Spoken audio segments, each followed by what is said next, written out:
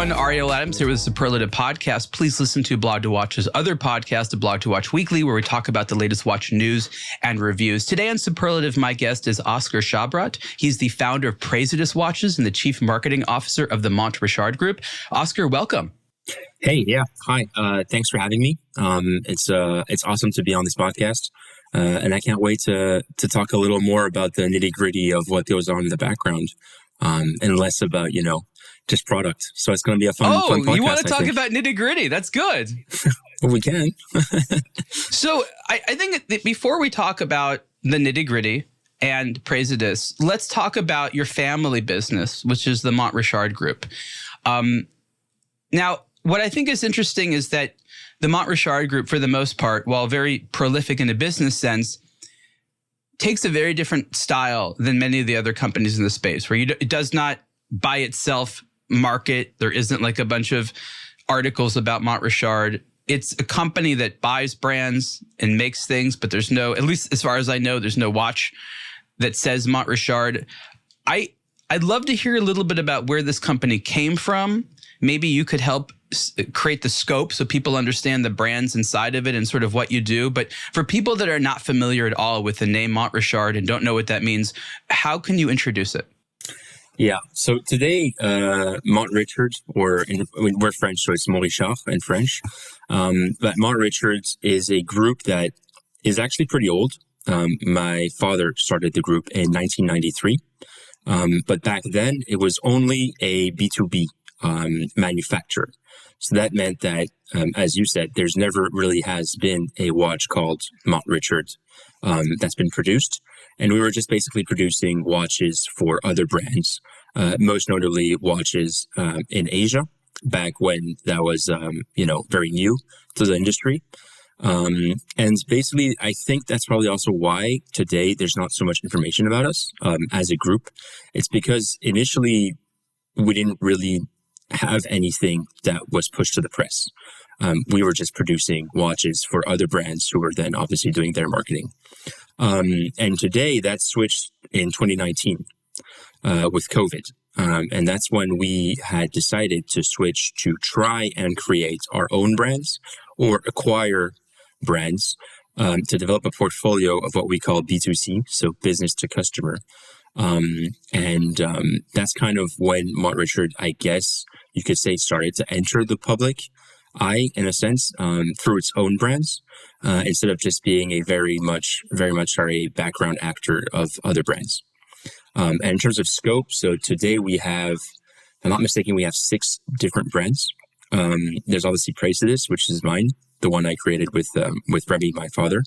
But then there's also other brands who have come about in different ways. We can go into more detail on each brand later.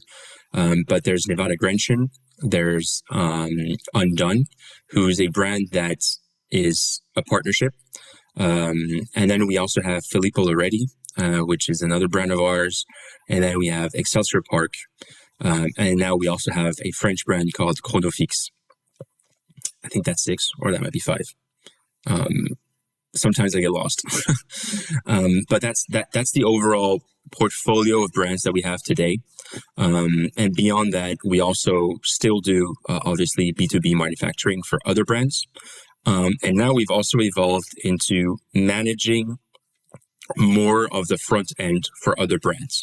What I mean by that is more of the marketing and the digital operations of other brands who prefer to keep it light on their side with regards to, hiring, for example, a developer or a performance marketing team. And so that's also a new side of the business that we've started to explore as a group. Thank you. That's a lot of different things. Where exactly is Montrichard physically located? There seems to be a lot of different elements from manufacturing to marketing. Is it distributed? Is there sort of one locus?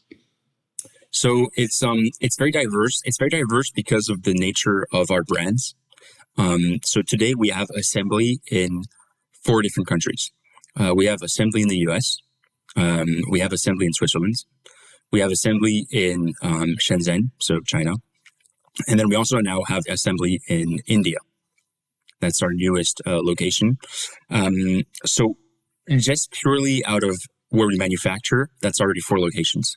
Then you can add on a few other locations, which are based more on our marketing needs. So we obviously have marketing people in Europe, in the US. We then have our main, I guess you can call it corporate office in Hong Kong. But we also have a back office in Morocco, a back office in Philippines, and we have a few partners in France and Switzerland. So it's very, very wide geographically. I can see how any company entering the space that would need those various things would find it really intimidating to get started because, you know, what you described as having facilities and team members all over the world is really in response to the fact that there's no one perfect place in the world for watches. Maybe there's a good place to assemble and there's a good place to manufacture. There's a good place to communicate. There's a good place to do media. But you are finding different hubs around the world where different things can be done properly. And that's, you know, I think that's a smart way of doing it because trying to pretend that like you could do everything from Switzerland or France or whatever for that matter, like we know that that's silly. That's a fake thing. Yeah, no, it's hard to organize on a group level because there's so many time zones, there's so many cultures to manage. But overall, yeah, we definitely find benefit in how we operate today. Because we can also, what's another advantage is when we have someone that has a project they want to do with us, we can have all these options to offer up and very quickly. And so that's kind of, I guess today, the sentence to describe us is probably we're the most agile of the watch groups. Obviously, we're, you know, smaller than a Swatch group, so we're naturally more agile. But even if you look at it on face value, I don't know of any watch group that can have you know, an assembly pretty much in any single, you know, core location that you'd want for a watch, and that it can also have marketing and hold a whole digital team up in a matter of days if you really need something super urgent to be done. So yeah, agility is really kind of a word that we describe ourselves a lot with. Remy, so my father is really a fan of that word. He's always saying we're agile. And it makes sense because so Remy was also big before we launched the whole B2C adventure, so business to customer adventure with our own brands. He was big into what we call just-in-time manufacturing, which is a whole concept very similar to how other industries do it, but it's not really, it didn't really exist in the watch industry back then. It was that, talk about that. Instead of thinking, so it's the basic concept of just in time is that you assemble pretty much based off your future needs of only in a few weeks. So usually how a brand thinks today when they're ordering their products or their final watches, because not many brands do their own assembly, they'll think about what we call SKUs. So that means that a straight model with, for example, a red dial and a green strap and a single case and all that. That's one fixed SKU, and they'll order an X amount of that SKU for the foreseeable future, usually based on the fact that assembly and manufacturing can take 3 to 4 months. So they need to have a buffer for that, plus extra inventory for the future of the reorder, which basically means you're sinking in usually 8 to 9 months of cash on that specific SKU just to have it in stock all the time. It's very inflexible as a system of ordering, and especially it's very inflexible with the way you're using your cash. Just in time is more about, okay, we'll keep everything as single components. And then basically what we use, we developed an algorithm, but this was a long, long time ago. This was already in 2017. We developed an algorithm that could basically plan ahead your consumption for the next 6 weeks. And we would then take from the component inventory, which obviously is much less cash than a whole assembled watch. And we would assemble that and ship it, what we call just in time, for you to be restocked of that SKU. So you're basically never in a situation where you have 6 months of a single SKU of inventory with you, and therefore you don't have the cash. And also you don't have the flexibility of what happens if the SKU stops selling and you had ordered 1,000. With just in time, you can just basically reuse the components. Maybe you'll just trash a dial. That's really what's not working. And you can swap the dial for a blue dial. And then you've got a whole new SKU that you can continue selling with that same inventory. Does that make sense? Yes, absolutely. I mean, I get it. I want to make sure that the audiences understand this because there's a lot of manufacturing realities. And I think that, you know, part of what I'll add to what you said, and thank you so much for that, is this concept of modularity. And for about 20, 25 years now, the hottest, we'll call it manufacturing trend in the watch space is, as you said, to go into product design with this idea that if part of the watch doesn't work, you can strip something out and reuse that. Or you can anticipate we're going to use one case for a whole variety of different models if we change the dials and hands, but it's about having componentry that can fit together. Because the old way of doing it was every case, every bezel, every dial, every movement, every strap was kind of unique, and it didn't have flexibility. If the model didn't work, you couldn't say, well, let's use what does work and reformulate it into something else. So the fact that, dead inventory is expensive and frustrating. And, if you're into this space on a manufacturing level, you completely understand this complexity. On the other hand, you take this just-in-time concept, but part of it is also kind of, I guess you say, idealistic. Like you assume it is going to be in time. And now we have something which is, I think the pendulum has swung so far. Now everything is too late. So rather than watches being ready when you want them to be ready, they're several months, if not years late, if ever get made. So, I don't know that there's ever really a sweet spot, right? Like between starting early enough and going too late. Yeah, it's really complicated. I mean, watch development today, like developing a new brand and a new watch, it's very hard. It's not very hard, but I would say it's very long. Most notably because of how stuck movement production is, especially if you want to do automatic movements. Today, most of the main manufacturers will give you a 6 to 9 months lead time at minimum, which is, huge for just the movement. And we're talking about basic, NH35s or Miyotas. When you go to see the Swiss, it can go up to a year and a half to 2 years to get some movements. I think that's also part of why it's so late now today. Some brands are late because they basically have their model, they have their samples. And then, they're just kind of stuck waiting for those movements. So let's talk about the traditional Montrichard of the B2B. And I want to talk about the sort of the B2C evolution and that change. I think that's very interesting.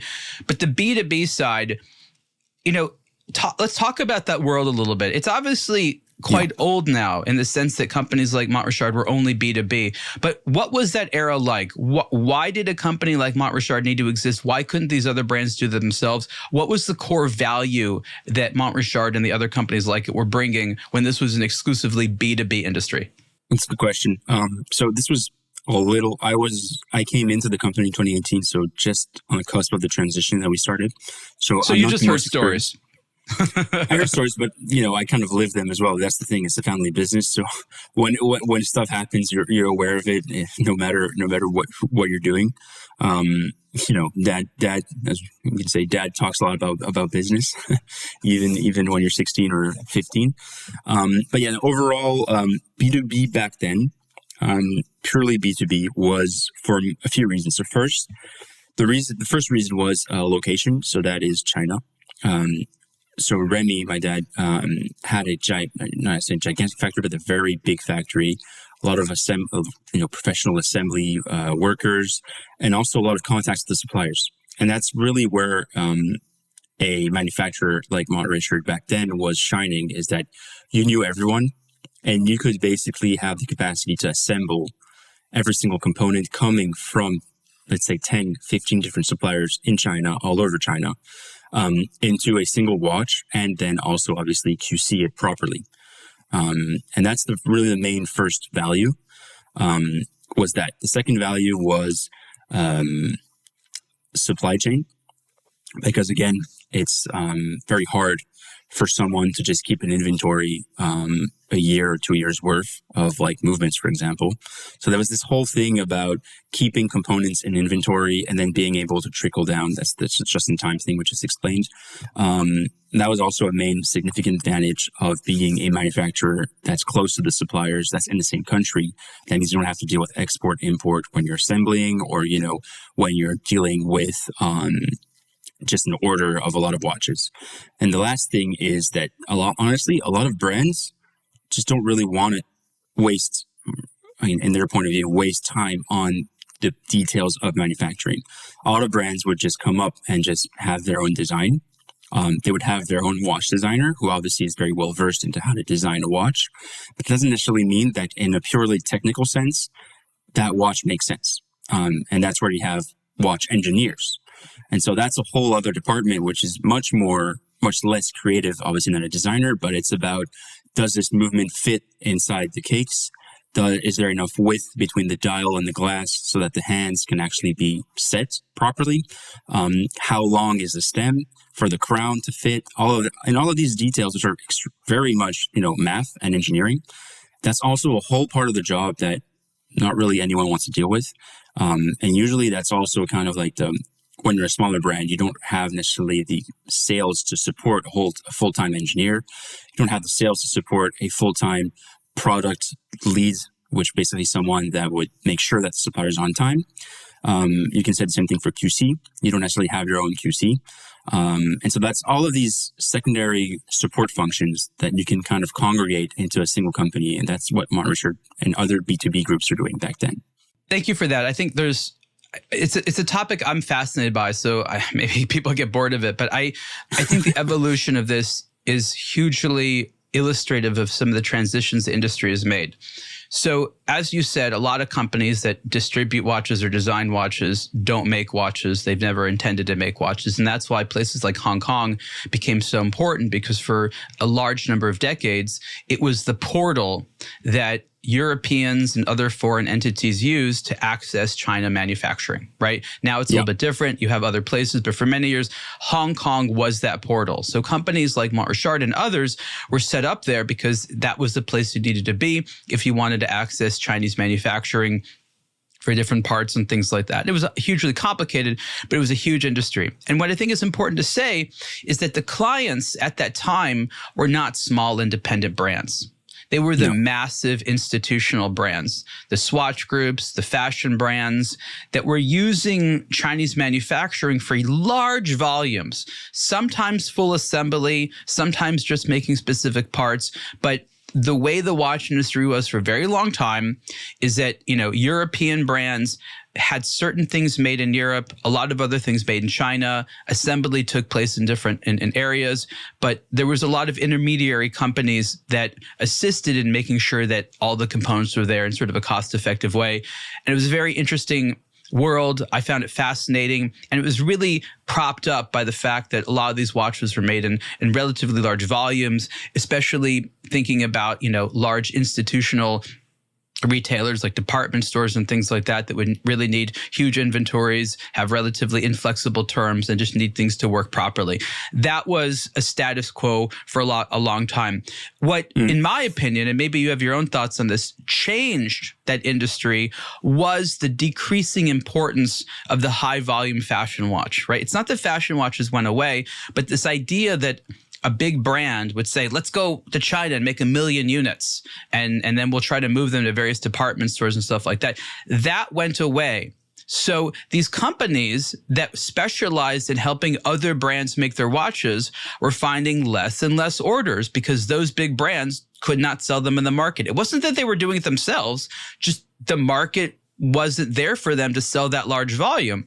So some of these manufacturing firms that help make watches pivoted to make other things, but a group of them, including Montrichard, was very enterprising and said, and again, correct me if I'm wrong with my story here at all after I'm done talking, but you say, okay, we're really good at making watches. We're really good at doing this stuff. Maybe we can find someone else that can utilize our industrial capacity. And the strategy that you found, that you and your father and family created, which I think is clever, is not just we will pivot to offering our services to a larger number of smaller volume brands, but that we will have a business relationship with them and maybe even co-own some of them or fully own some of them.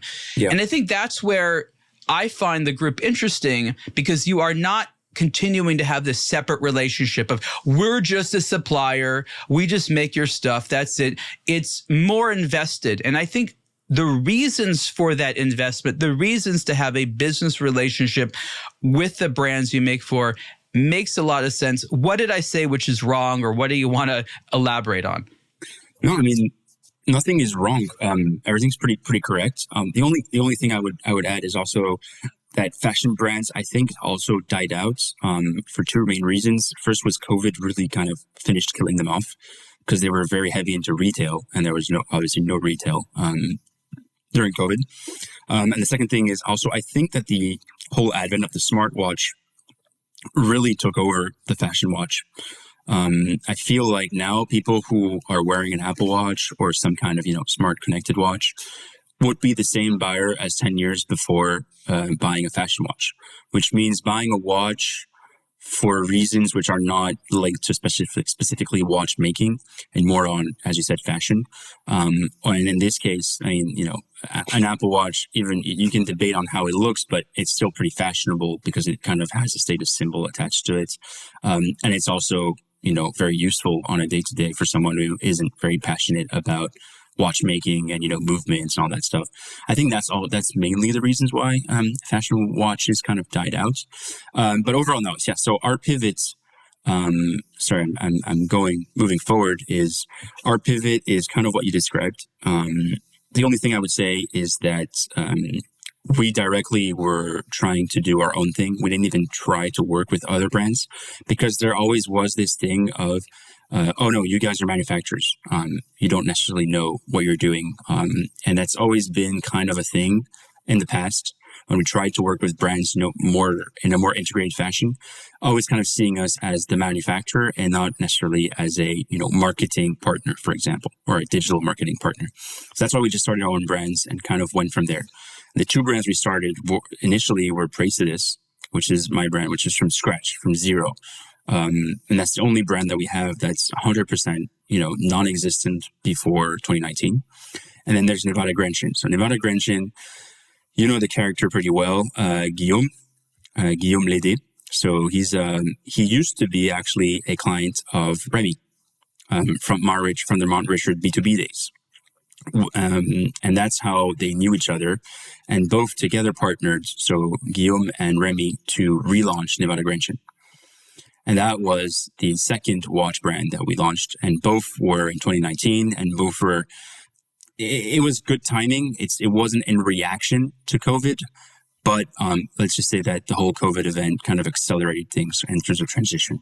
One of the things that I think is really important to discuss, which is not obvious from the outside, is why Montrichard does not do everything in-house, right? Because there's an argument that could be made, wait a minute, why are you even working with these third parties? Why do you have these people you have a special relationship? Why share anything at all? And I think that there's a very important discussion here about what I'll call incentives. Now, somebody who simply works for a brand is going to simply just do what they're told, right? Like, sell this, talk to this person, right? They take marching orders. Now, this is an entrepreneurial space. And the reality is that if you have a brand that you're even if you're given an existing brand, you constantly have to put effort into it. You constantly have to do legwork. There's infinite things you can do. There's no rest. There's always making an existing watch better, making a new watch, more customer service, better manufacturing, lower prices, more marketing materials, more PR. It's endless. So what I think your family determined, which is correct, is that in order to have the brands grow, there needs to be a personality who's incentivized by that growth. If they're just an employee and they make the same amount of money if we sell 100 watches or 100,000 watches, that doesn't give us the ability to realize that someone's out there, like a soldier, building, fighting, making sure that the watch has relevancy. And so this idea that Montrichard has a stake in the company offers two things. One, it tells the person who is, working on the brand, the manager, basically what you are for Praesidus, even though it's yours is fully owned, you have a reason to work hard because your profit will grow with sales, but you also don't have a reason to find another manufacturer because the manufacturer is kind of in on it. So it's kind of that rising tides mentality where you need to go ahead and create something where kind of everyone has an incentive. And this is an industry where people do not like to share. So unless there's sort of co-ownership or co-profit incentives, a lot of this doesn't happen. And there's lots and lots of stories which I think are important to talk about, such as there's times when a brand works with a manufacturing partner and things are so good, the brand is like, you know what, we want another manufacturing partner. Or alternatively, the manufacturing partner says, we want to charge you more, or we don't want to work with you anymore, or we shut down, another brand is sort of screwed. So unless you live it and see all the different types of things that can happen, the weird, subterfuge and the weird unethics and all the little things going on, you realize that these entities not only need to be in bed together, but they also need to be separate. There needs to be the right amount of working together and separation. And I'm not saying that you or anyone has found the perfect blend, but you have to have this blend. Without this blend, the delicate nuances of how to make this work, they just fall apart, right? Yeah, I mean, again, as you said, there's certain skill sets, certain people, with certain skill sets who are naturally entrepreneurs, and then you kind of, as you said, there's no having that person as an employee. There's only having that person as a partner, because that's just how they work. That's how they're motivated. And that's kind of, what we realize on certain of our brands and certain of the people we work with is that when they're interested in the brand, both financially, but also, emotionally, because it's part of their identity, then it just works that much better. Because then, as you said, you're ready to fight for the brand. You want to see it do well. And you'll sometimes go above and beyond just to make sure that, it is going somewhere that you want it to go as a brand. Now, with yourself, you're part of the family, right? So it's a slightly different type of situation. Yeah. But now you imagine yourself as someone like Guillaume or others, Undone, who is sort of in the middle here. Does the nature of this relationship work where you put in your effort into sort of design and marketing and distribution and someone else handles manufacturing? And I guess you're biased. Of course, you're biased. It's your family business. But does this model make sense? Should others adopt it? Or are the nuances so delicate really only someone like your own sort of family has figured it out? I'm just sort of wondering if you feel that this business model has legs for the future of the industry, or it's sort of an interesting thing that only certain people that know how to manage it properly can see success. It's a good question. It's a very detailed question. I think it's doable for anyone, but you need experience. You need a lot of experience managing personalities. That's kind of where Remy is really strong at, is reconciliating different point of views, different opinions, and kind of, despite those sometimes differing opinions, finding a single way or path forward for each of the brands. And that's really most of Remy's work today, is coming in and making sure that the partners that we're working with are all aligned with everything that's going on with their specific brand. And that takes a lot of time. That takes a lot of calls. It takes a lot of physical presence with the people to better understand them. So it's a very high engagement type of situation where ultimately let's call him the CEO, still needs to be extremely present with each and every single partner.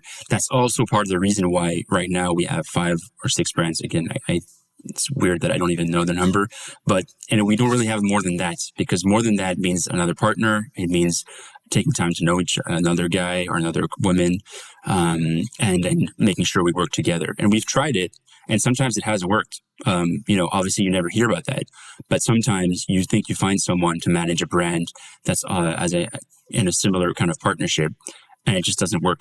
And then, you're kind of stuck, and you try to find a way to find a solution.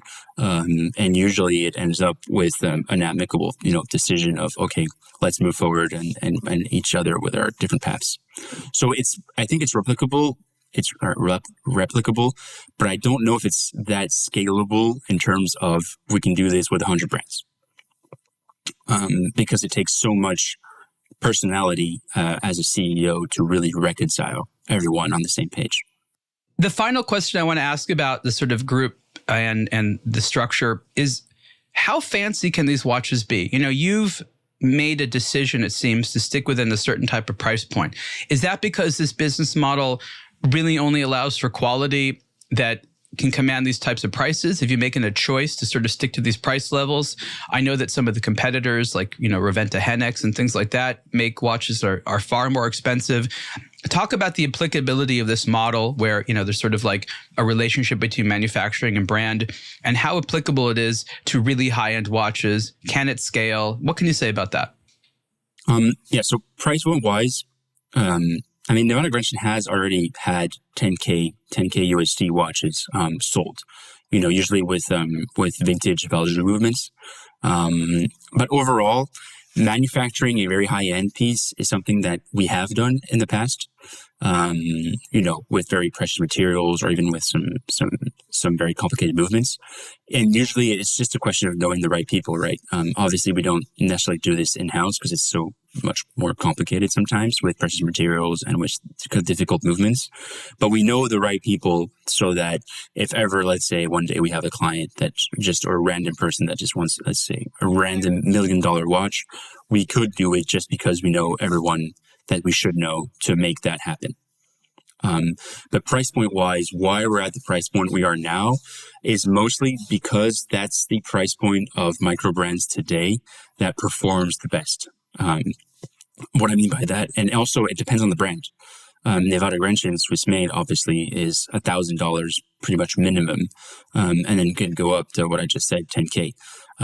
Whereas Praesidus, which is much more of a military field watch with an American background, that's a $195 to $800.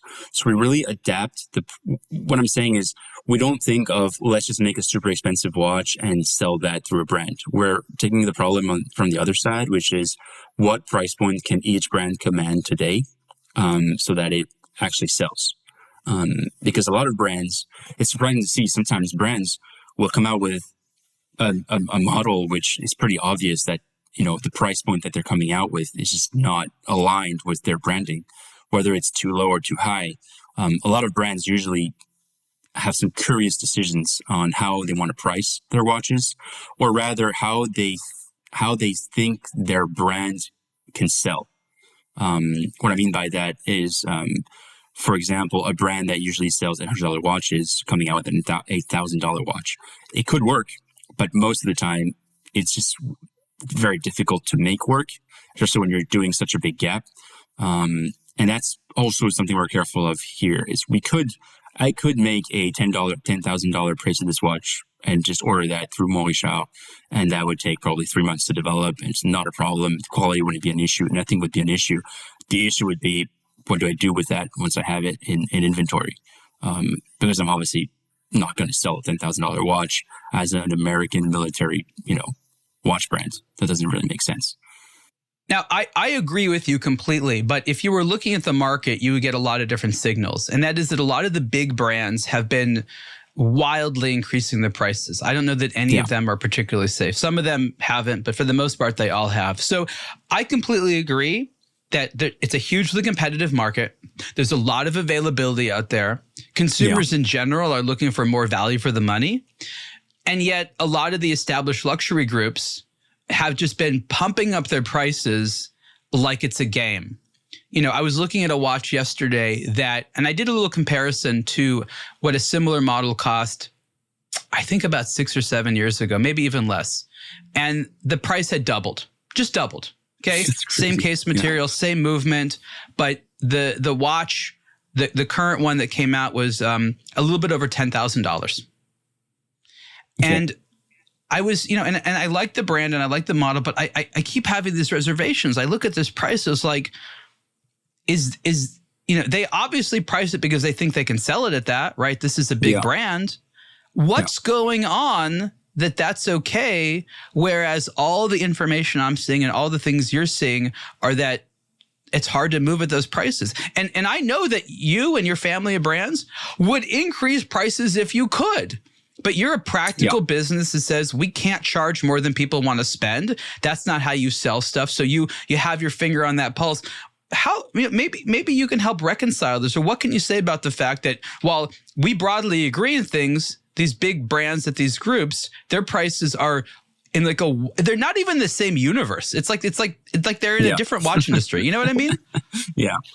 I mean, there's multiple things. I think the first thing is that not every big brand is doing well. I mean, I'm sure you see it as well. Some of the big brands are struggling, and that might be down also to their pricing. As I said, even big brands, sometimes can't really. It's not because you're a big brand that you can just double your prices out of nowhere. But the other honest thing is, I think that just the market has evolved in a way that now more and more people are actually interested in buying a watch than 10 years ago. At least that's what I feel. And they're going to the big name brands because they obviously have more of a trust signal. You hear a big name brand, you're like, okay, yeah, sure, I've heard of that already. I can go and buy safely there. And I think that's also something is that a lot of people who are buying these watches don't necessarily think like we do. We obviously, live, breathe, and die watches. We know the price of pretty much probably 250 different watches at any given time. So we can do comparisons pretty easily. But I don't think that many people are actually doing that comparison when they're buying from a big brand. And I think they're doing a very different calculus of value where they put a lot of emphasis on the name of the brand. I think big brands realize that as well. And that's why, they're kind of freely increasing the prices. Whereas micro brands, you can't do that because, as much as I hate to say it, as much as probably micro brands don't like to say it, it's in our name. It's a micro brand. People wouldn't recognize your brand name. You have to sell people something else than just the brand name. And that also obviously impacts the price that you can actually sell at, because people buying micro brands are usually way more aware of, what the real value of what you're selling should be, or they have an idea at least. So, you see a Seiko NH35, a micro brand probably, sells it at a very rational price. And people buying it know that that's the price for the NH35 watch in general. But if it was, a big name brand, for sure, you could sell it twice, 3 times the price that a micro brand is doing because people just don't know about it. I'm gonna talk about something. Yeah, no, I hear you, and I'm just processing it while you're talking about it. Obviously, this all has to do with what we'll call information asymmetry, where a highly informed consumer is more difficult to sell certain things to. People who have less information but more desire are susceptible to maybe fall into certain traps. But I want to bring up something, and I've never talked about this before in any other conversation. I think it's kind of relevant, but I think about it a lot, and it has a little bit to do with how people will increasingly be using AI to make watch choice in purchase choices and decisions. Now, let me go back to sort of the beginning when I started getting into watches. There was a behavior, and it still happens today, where people who purchase watches remotely on the internet, they use technical specifications to compare watches. This makes sense. You can't see the watch. Maybe you're familiar buying other tools. You start to learn that technical specifications matter. And there's certain technical specifications related to how something is made. Some of them relate to how it performs.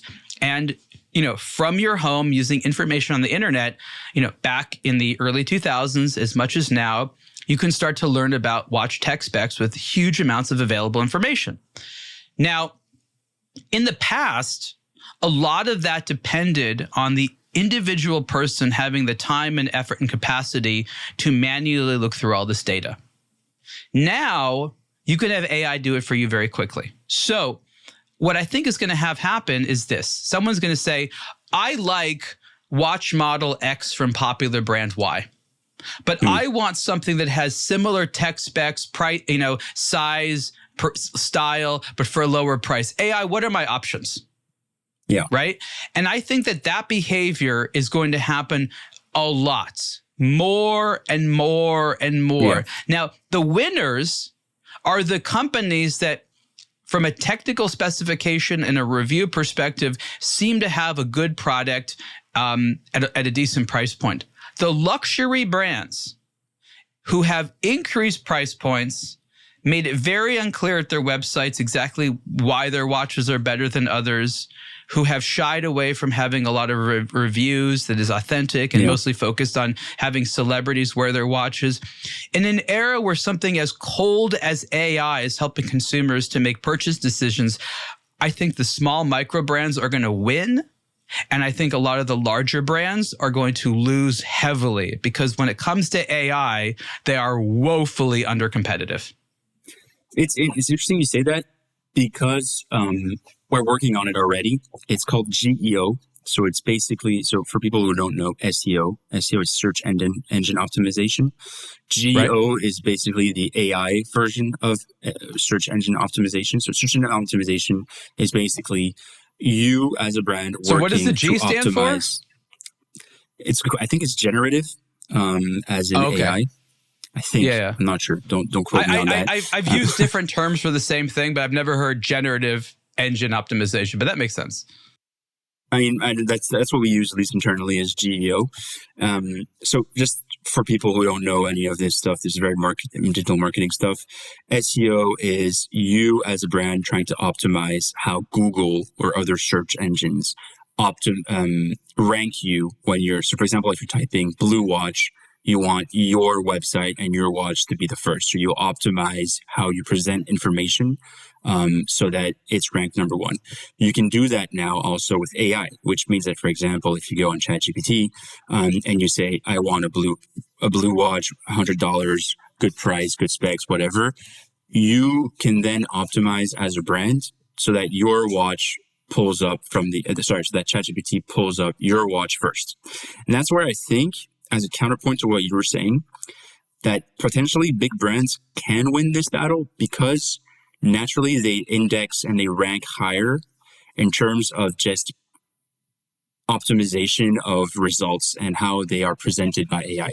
Today, if you ask AI, what's a good watch brand, I pretty much can bet that Rolex or Omega, those kinds of brands are going to pop out. And that's for those questions, I agree. Yeah. So that's the thing is, I think because as you even said yourself, even a few years ago, you could already pretty easily type into Google like best watch brands, and you'd have tons of different watch magazines ranking different watches, or like, I want something that looks like a Rolex. Even that, I mean, I'm sure tons of articles from tons of watch blogs that say, if you like the Rolex Oyster Perpetual, here are top 10 of brands that have a similar style. So I don't know the impact of AI because I think I agree with you. People were still lazy, even too lazy to go through an article and read the top 10. And now with AI, for some reason, they'll be less lazy because it's really just they type and they feel like they're talking with someone. So they're reading everything. There's like a conversation. But I'm not convinced that microbrands would actually shine in the results that are being shown to the people asking these questions. Because it's such it relies already heavily on SEO. So it kind of mimics Google AI results, obviously, because they usually base their results on Google. And so that means that today, I'm pretty sure that if you do some search on ChatGPT or any other AI, you probably see a lot of recurring names coming up. So I don't know in a few years if microbrands are going to catch up, or if they're going to optimize, GEO optimize their rankings on ChatGPT on AI. But if they do, I think AI microbrands can probably take even more market space. But correct me if I'm wrong, but I think microbrands have been growing now for the past 20 years, right? In terms of market share.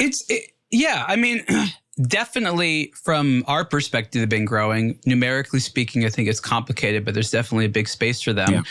Yeah. I just want to go back to what you said.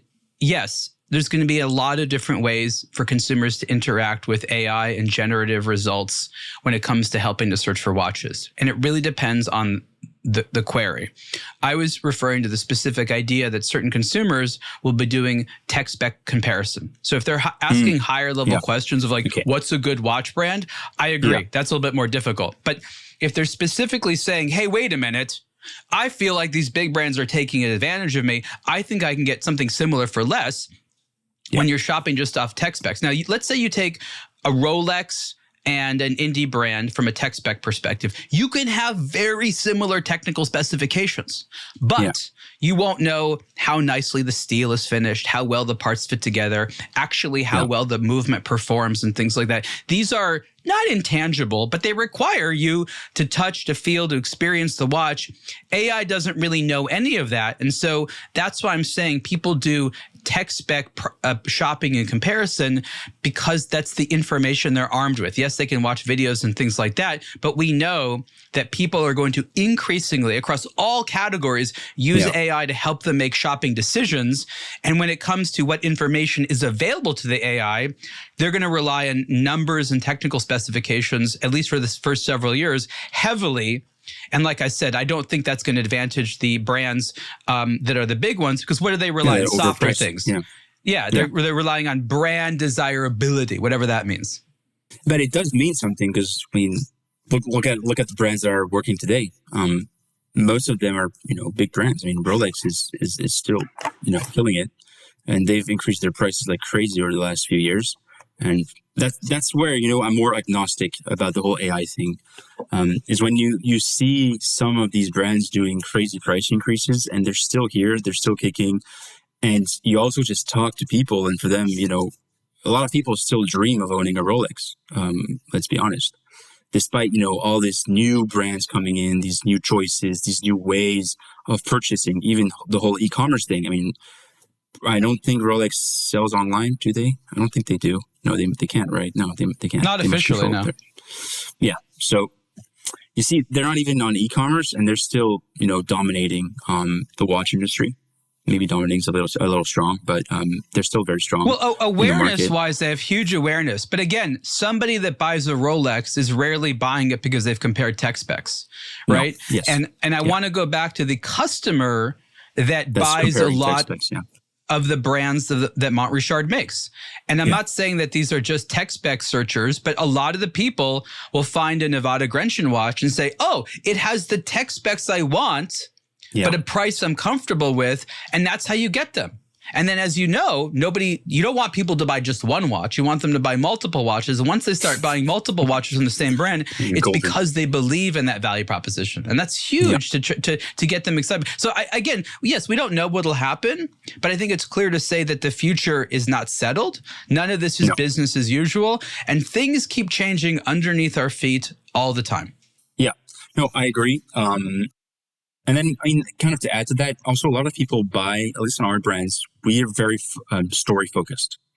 So that means that we're not trying to sell the brand story, but we're trying to sell stories in general.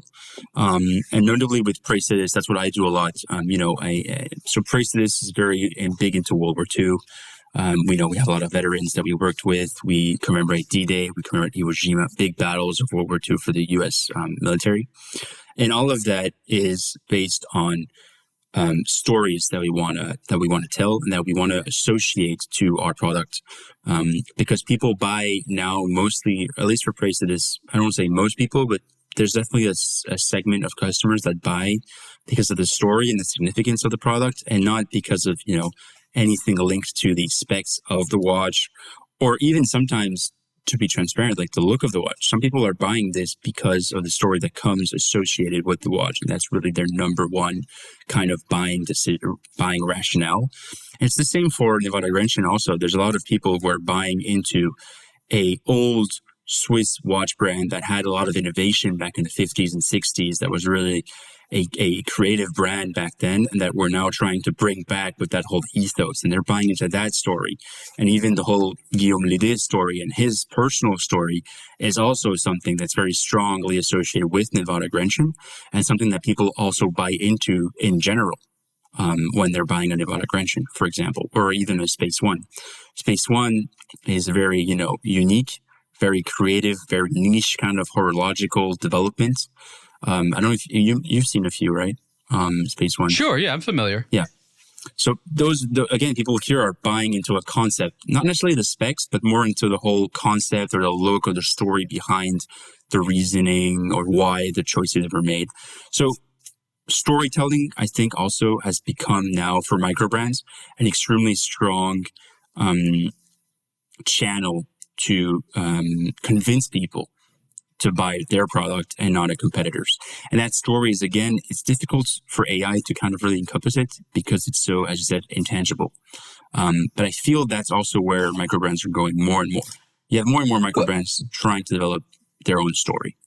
Yeah. So I broadly agree, but I want to add another element that I think is important. This is because I understand the consumer psychology so well.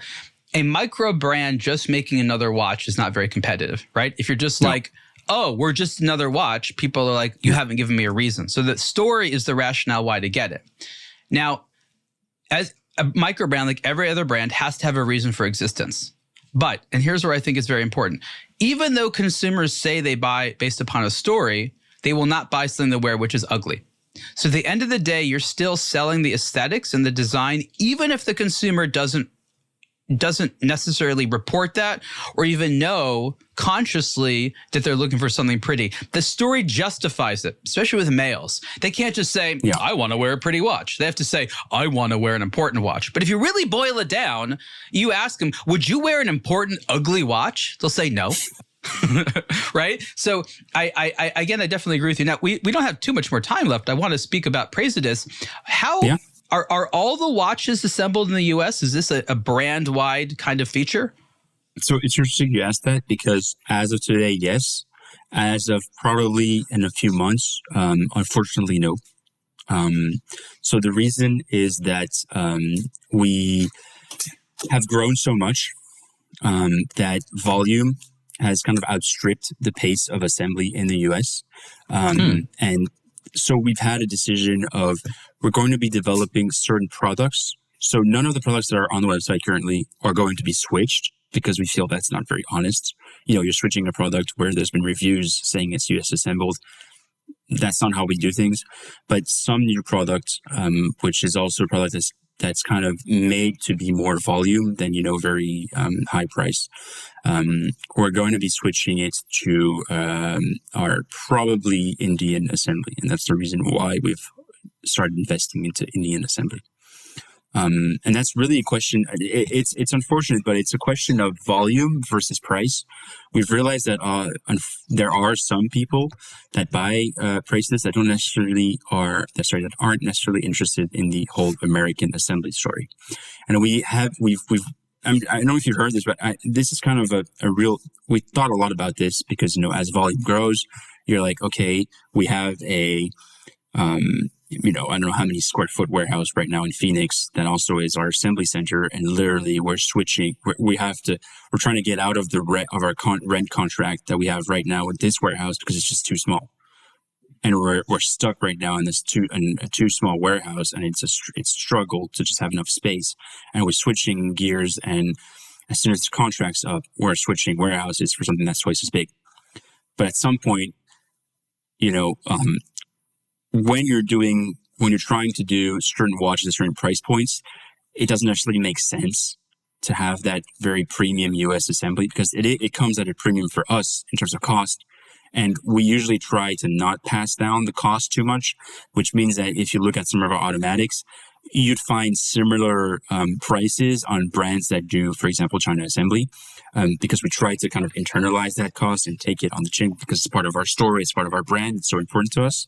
But unfortunately, as the brand grows, it's just right now we need to kind of not offload, but plan ahead with some volume of people who are not necessarily interested in US assembly that can buy a watch for obviously a better price and that wouldn't be taking part of our US assembly, which we're keeping in-house. So we've internalized, just to go back, we used to work with a partner on assembly up until basically end of 2025. Yeah. And that's, we started and we decided to switch gears and go internal with all of our assembly mid 2025. And we were only really ready by, I want to say Feb or March of 2026. So it took a long time to get ready. And now we're already like, oh no, we need to switch warehouses. We don't have enough space. So it's very complicated. But yes, today, it's a long answer. Today, everything's US assembled. Going forward, no. And that's really a volume decision because we're not Swatch, so we don't have infinite amount of budget to expand assembly in a country such as the US, where unfortunately it's very hard to find skilled workers in the watch industry in the US.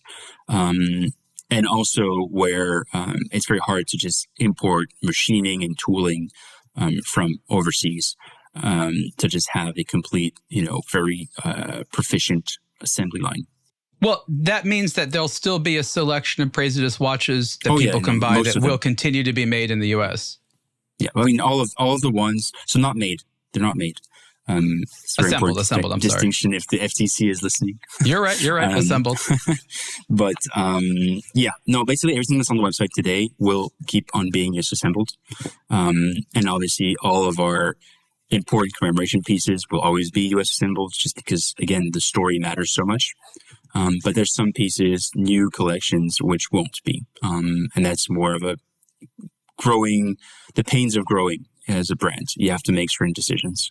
Now, if you look at the Praesidus website, you'll notice that most of the watches are not just military themed, but sort of within a certain era. We'll call it roughly World War II era military theme. Military watches in general do well in the US and other places as well. Yeah. And there's a lot of fantastic classic designs from this era. But can you talk about what interested you about this specific genre? What do these types of watches and style mean to you? Will the brand evolve beyond this? Will it be military watches from different eras? Or is this the theme that you're going to stick to for the foreseeable future? Okay, so a lot of questions there. So the first thing is, very quickly, if you go back to why we are so big into what's called the A11. So the A11 is the World War II U.S. military specification of watches. That's really a lot of what our designs are inspired from, is because when the brand started, it started out as a project originally, so not a brand, a single project with a World War II D-Day veteran called Tom Rice, who had lost his A11 watch when he landed on D-Day in 1944. So we went and recreated his watch. Initially, this was just a fun project of ours, and it just sold so well, without any marketing, without anything, that we decided that we would turn this into a fully fledged brand. That's Great. The reason why today the product line is so heavily A11 inspired. That's the initial reason. What I like about it, I've always been a big history buff. Really, since I'm super young, I've always been big into World War II, World War I, just general European and American history. And also Remy served a few years in the French military, so he's always been pretty close to that culture, even though it's the French military, not the U.S. military. Still very close to that whole culture of, what it means to be part of the military, and some of the sacrifices that go into serving, especially as a whole career. So that's also an extra impetus of why Remy was so keen to do this project initially with Tom Rice, the veteran. And for the future, so looking forward, we are right now actually on the cusp of bringing in much more modern timepieces. What I mean by modern is in terms of design. We're also going to be much more into modern as we're going to work a lot with digital complications. So that means that you'd have a digital display, but also an analog watch. And all of that is supposed to come for Q4 2026. The rationale, again, is, you've seen it, is that we have a lot of watches which look like the part of a World War II watch, but in the world of field watches, there's a lot of other things, and we kind of want to grow out of the A11 and World War II theme and just expand into we're able to serve anyone that wants a rugged outdoor watch, and that's kind of where we're going, the direction we're going in right now. When you say Digi, I think of the 1980s and a lot of the movies, Rambo and the various ones that, other ones that Stallone was in or Schwarzenegger was in. And a lot of the times they were wearing Digi watches. So I don't know if you're thinking about this, but I think there's a huge interest in those. Some of those original watches some of them are Japanese, some of them are brands that no longer exist anymore. But people, I think, could rally around some of those styles in celebration of those entertainment characters. So, yeah, we did our own thing because we really want, it's also a big step for Praesidus, where we're breaking out of re-editing stuff that's already been done and kind of showing our guts as a brand that can stand alone and produce its own designs, and produce its own collection and its kind of own innovation, right? That's really the idea here with this new product I'm talking about. So we're not really re-editing anything specific. We're really trying to go into our own direction, and kind of capture, a new side of Praesidus. Because at some point, if you want to expand, you need to it's easy to start as a niche, very niche microbrand, which is what we did. And I do recommend that usually when you're starting out, because you can capture obviously a very small audience, but you can capture it well, which means you can have your first customers, I don't say very easily, but you can get them pretty easily on board because of this super specific story you're telling to them. But as you want to grow, you also want to kind of talk to more people, obviously. And that's kind of where we're at today is we feel like we're now very established into the whole World War II commemorative space, and also into the vintage re-editing of watches from that era. And now we kind of want to test our guts on something new that also would bring some fresh air to the brand.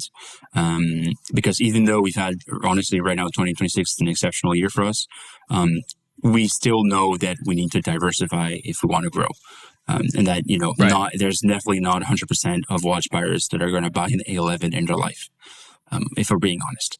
So if you want to get to the higher percentage of people, you need to obviously offer different things. And that's the whole rationale of this much more young, dynamic watch collection that we're bringing out for September.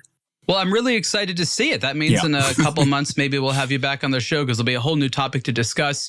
Oscar, we're a bit out of time, but if you could tell everyone where they can learn more about the brand as well as yourself on the internet, where can you direct people's attention? So Praesidus, if you want to know more about the brand, it's honestly through Instagram, where we post the most, and also through the website. But also we're starting YouTube. We just started long formats. We posted a few things, and we really want to push much more on that. And then me personally, I guess LinkedIn is the easiest way, or honestly through the brand's Instagram, because I'm usually the one replying to all of the Instagram DMs. Not all, but most of them. We're two on the account, but I'm usually the one replying to any actual serious questions or complicated questions. You can hit me up there. Definitely reach out to Oscar. This has been the Superlative Podcast interview with Oscar Chabrat of Praesidus and Montrichard. Oscar, thank you so much. Thank you. Thanks for having me, and see you soon, guys.